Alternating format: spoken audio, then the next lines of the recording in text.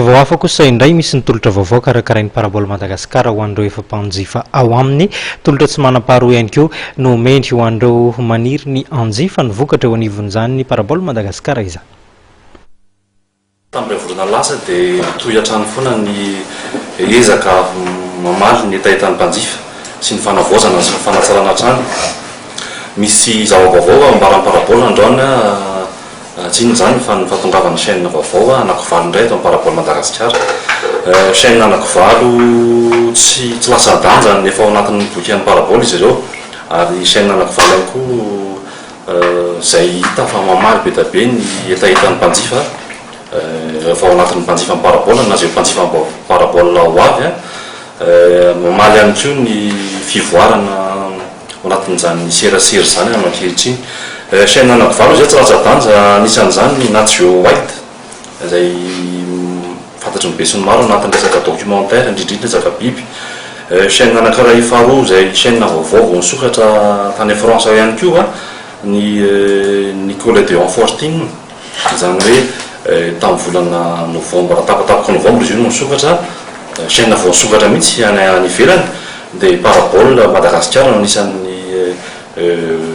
mpanaparitaka an'izany zany Madagasikara manomboka tamin'ity herinandro ity.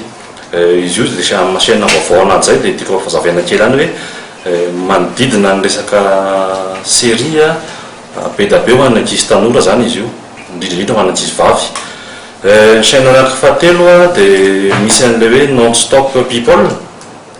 Izy io indray dia fanaratsika vaovao mikasika ny olona malaza, indrindrindra zany ao Frantsa sy ny eo ihany koa ireo acteur na mikasika azy amin'ny ankapobeny zany be mpanaraka be ihany koa izy io, be mpangataka ao anisan'ny safidian'ny parabola nampidirana anazy io.